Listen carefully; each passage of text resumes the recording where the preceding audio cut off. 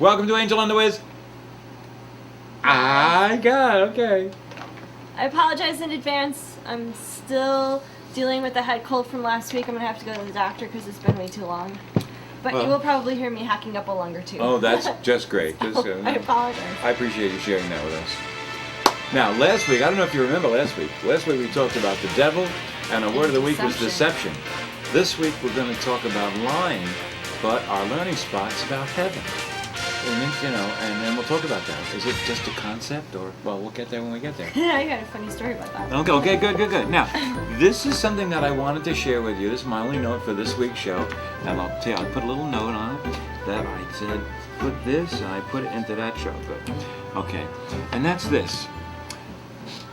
You young folks, and, I don't know what the cutoff age is, but you have a tremendous asset that's out there that's not being used.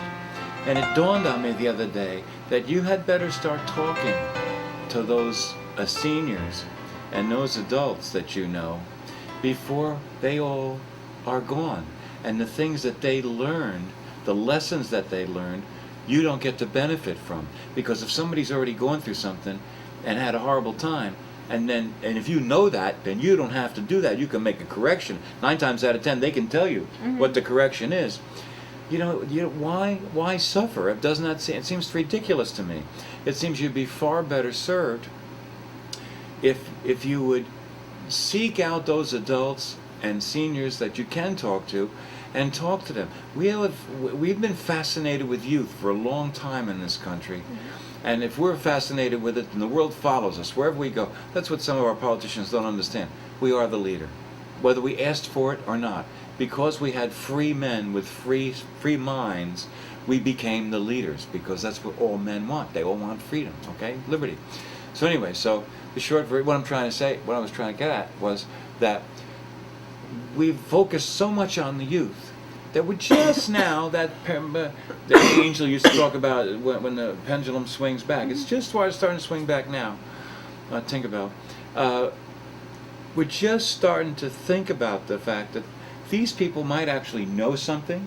They might have learned something that can help us and benefit us. I think some of that comes with growing up in general. Okay.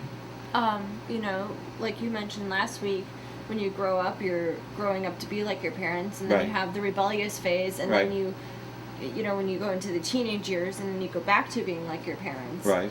But then there's also an experience part of that, where you have to experience struggle and heartbreak and sadness and misery and things like that on your own. Right. You have to have those experiences, and it doesn't matter how many times. I can remember times where my mom and dad were like, "Well, it's just I don't know why, but this is what's going to happen, and you just have to deal with it." And I was like, "Oh, you don't know anything." Right. And that was even past. That was even beyond the rebellious stage. It was just me in my college and my 20s, and I'm like, "Oh, you don't know anything," and what do you know about this world I live in, because you're not part of it? And well, I had similar experiences, and I just kind of pushed them aside. And because you don't believe it, because you're in that age. You don't believe it. Yeah, you don't believe it, or maybe you do believe it, but you think that things are going to be different for you. Right.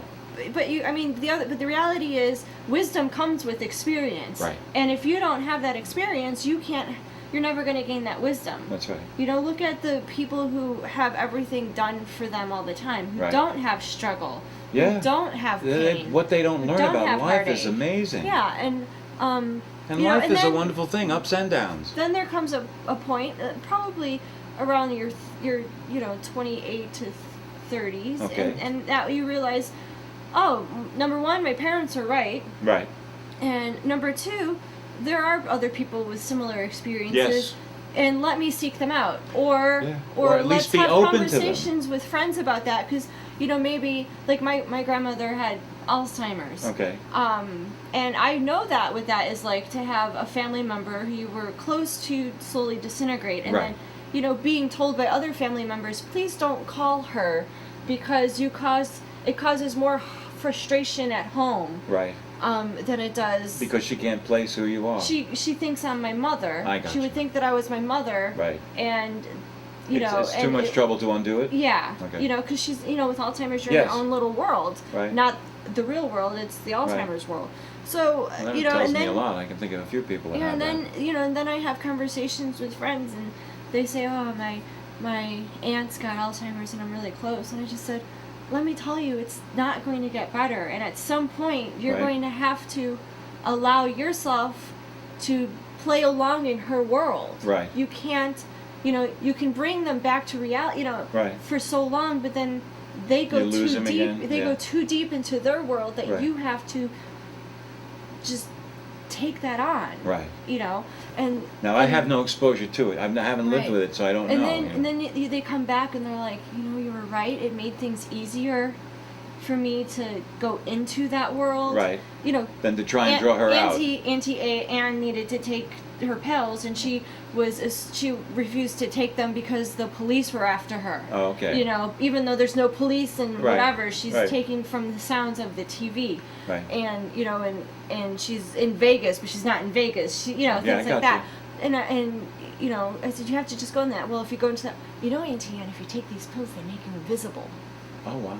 Okay, Auntie Anne takes the pills, Right. and the world's better. So. Wow. Well, man, You know, I but haven't had to. it's That you know, must be it's- really but then tough. it comes to the, like that goes back to, you know, you don't realize, you know, there's personal. Everyone has personal struggles, and Right. I've learned to be. I'm fairly open about my personal Right, struggles, right. and because if me being open in my experiences are going to provide insight to somebody else, Right. that Who they maybe might, can avoid it. who can either avoid it or come out better in the end than what I Right. did, then I'm more than happy to talk about it. And let me tell you something. Your bankruptcy talk helped me. Go forward to do it. Yeah. You know, and face it. So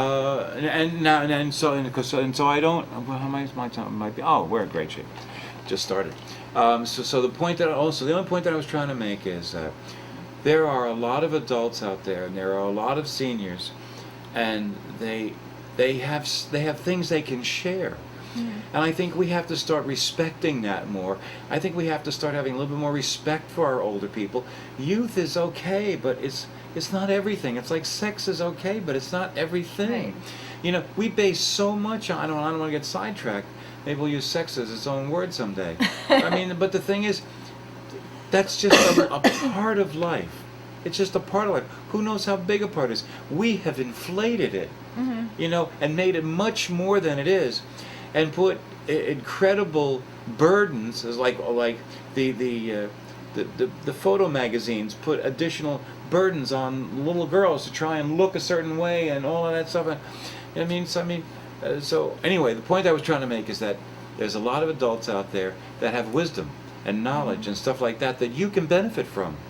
And I don't think there's anything wrong with it. And in most cases, I think they really appreciate it. I think they like doing it. You know, they like sharing. They like the attention. You know. So. Like another example with my sister and I were always at odds with each other for years.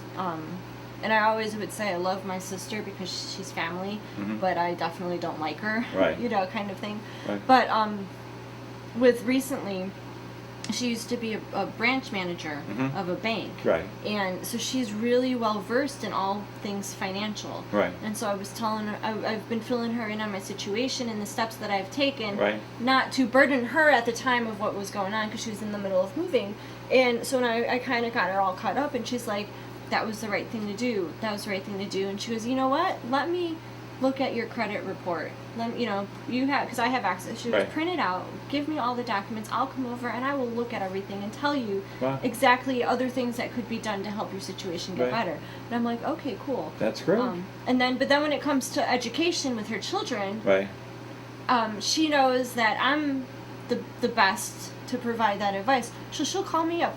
You know, your nephew got in trouble at school because of this, and this is happening, and what do you think about this, and what about your niece? But that shows. And I go, and I tell her, I said, well, you have to do this and that, and, you know. And she's lucky. Does she listen to you? She's lucky to have the input, because not everybody does. Not everybody has, you know, someone that they can turn to, you know.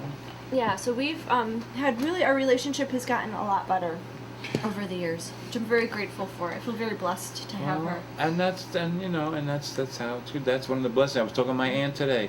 When we grew up, Aunt Pat. Hi, Aunt Pat. Hi, Aunt Pat. When we were and we were talking about the fact of how blessed we were. We had family. You know, that when the holidays came, the family came together. You had, you know, there's something, you know, you don't have to say it out loud, but there's something foundational about that, stability-wise. You know, it's, you know, anyway, that's my opinion. Okay. Oh, what time is it? Word of the week. 17. Okay. This week, roll the music, Ozzy.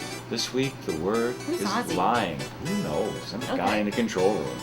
Ozzy. Okay. Lying. My illustration for lying is this. And I think I used it last week. 4 plus 4 is 6. No, that's a misstatement. You knew what, meaning you knew what the right answer was, but the coordination between the gray cells and the mouth didn't work out. Right. You misspoke. It was a misstatement. Okay? Saying the sky is green is a lie. Because it means, and I'm not using anything political, and believe me, I could fill a box up with stuff yeah, like I that. know. We don't have to go there. The point that I'm trying to make is that lying is telling a falsehood that you know to be false. It's a conscious effort to deceive, right? Last week we established that deception was the formal application of lying. Right. Lying is the actual vehicle that one uses in many cases to deceive. You know what I mean? So I will tell you, I have lied many times to many people to get out of an incident or many something. incidences, Okay. consequences, punishments, Right. letters of reprimand, and God Right. knows what. Right. And people who would know the truth Right. were always impressed at my ability to pull a lie out Really? with no problem. Okay. How does it affect you? How do you feel about it? How do you feel about with yourself? no problem, and it was very believable. Okay. Very rarely, I think maybe once or twice in the years that I had been telling lies, Right. was I ever really Caught. called out. Right. Not even caught, Right. but just like, well, I thought you said last week, and I was like, I'm sorry, I must have had my weeks confused. You know, like, Right. you know, just, but maybe I was so good, and finally they said, how can you do that? And I said, every lie I have told is based on some truth or past experience, Oh, because in order to You're make running for office, right?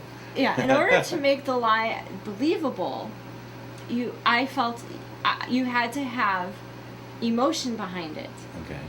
and so you had to base it in Some place that had to be some truth. real experience. Right.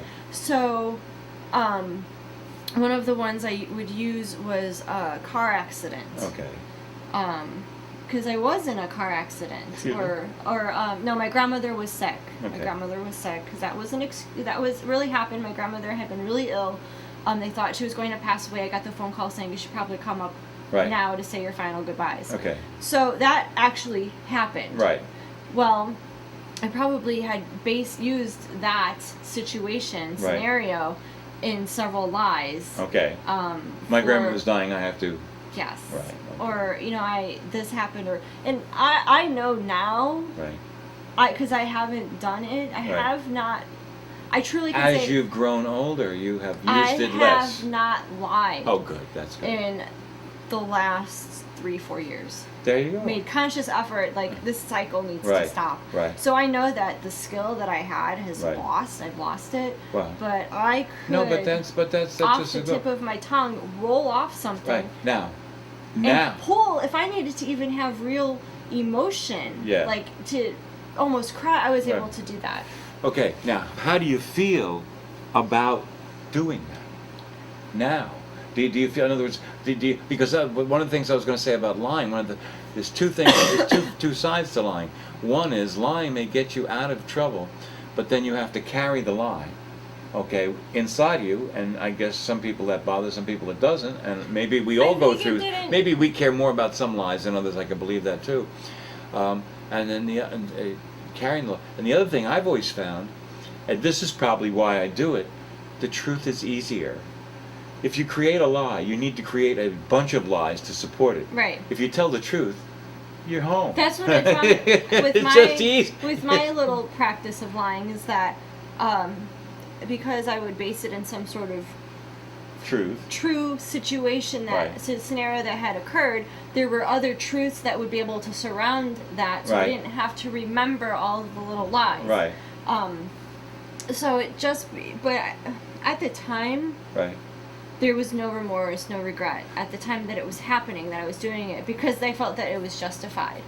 I think some of it too, because I felt that I wasn't telling the whole truth, but I wasn't telling a whole lie, because there was truth to it. Very political, I think this is how the politicians operate. So I think I don't have. I live a life with, I'm going to say, no regrets. I try to live a life with no regrets.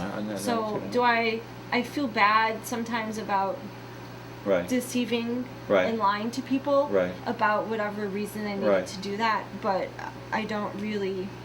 So for the young people out there, it would be safe to say that we both agree telling the truth is the way to go. Yeah. It is the easiest. And you have to and then it's done, by the way. You have to man up. Your truth, if truths and lies both come with consequences. Right. And it's, the consequence for the truth is always going to be less severe than the one for the lie. Even if your lie gets you out of something, but it can. It's going to fall. Something will fall apart.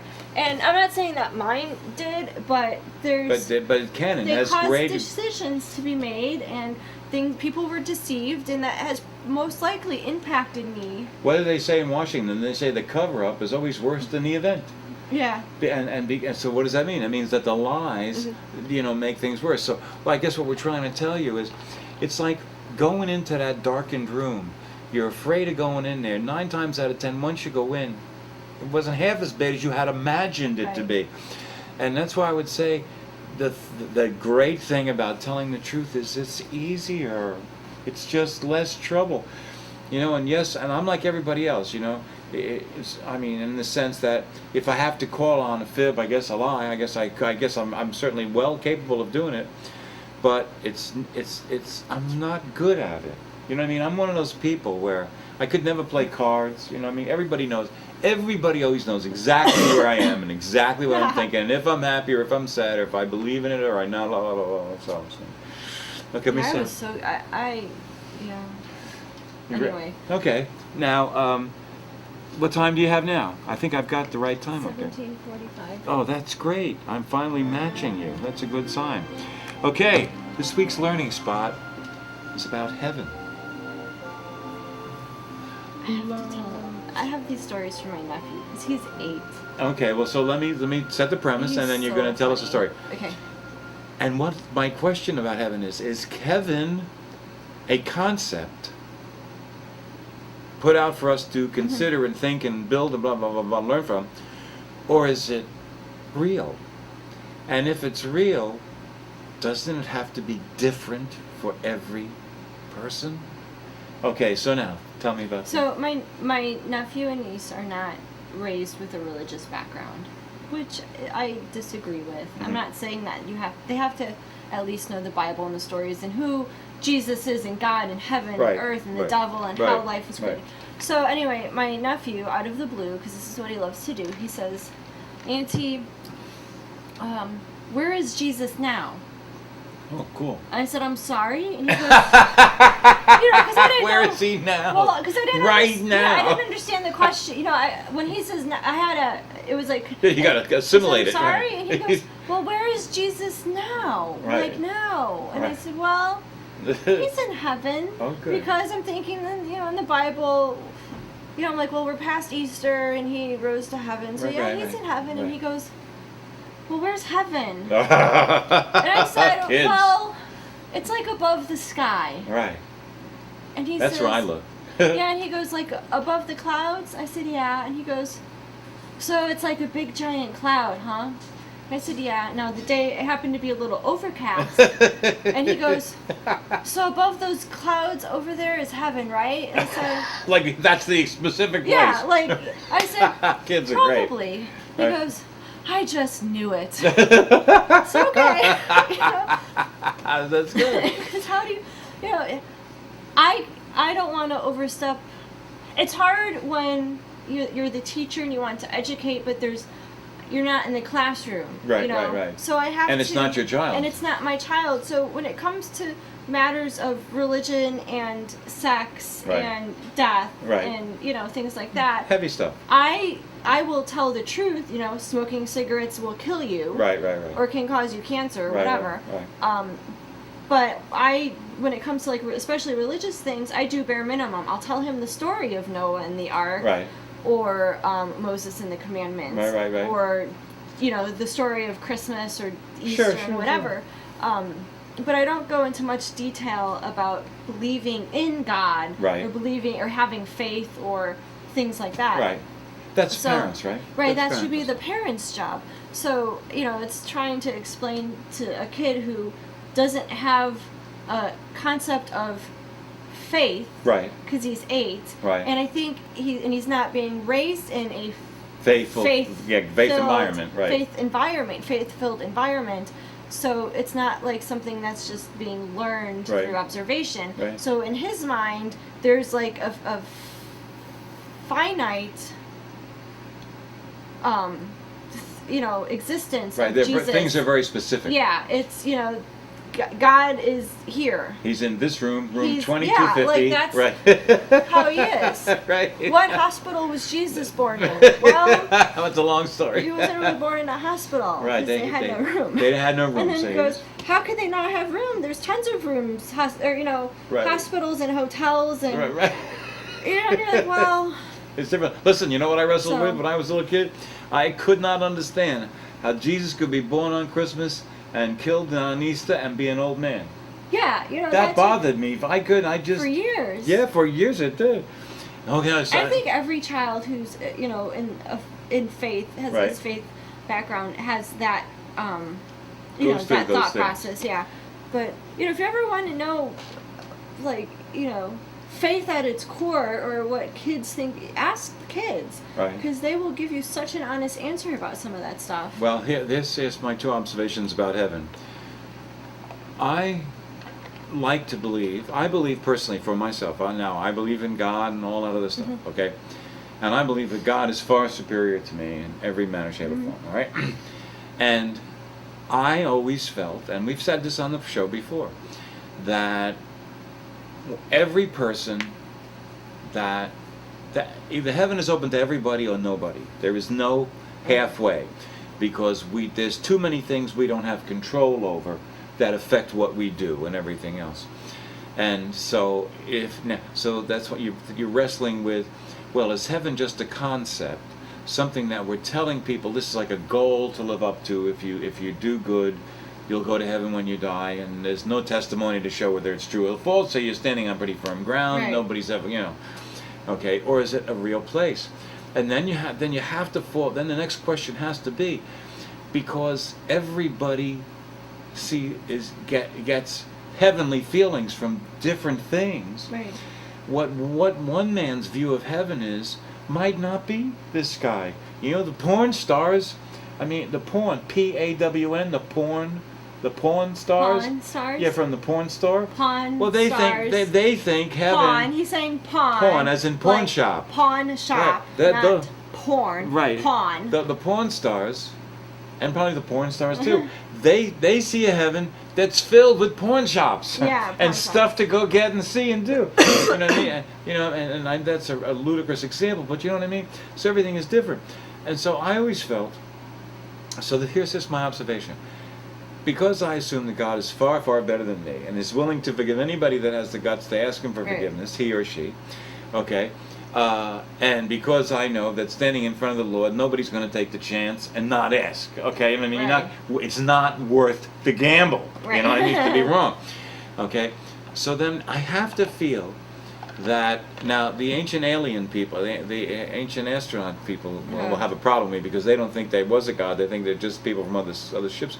And believe me, you can make that argument. There's so many things that you can go back into the Bible and say, this could have been that. This could have been extraterrestrials. In their defense, But- defensive, God created the earth in 7 days. Right.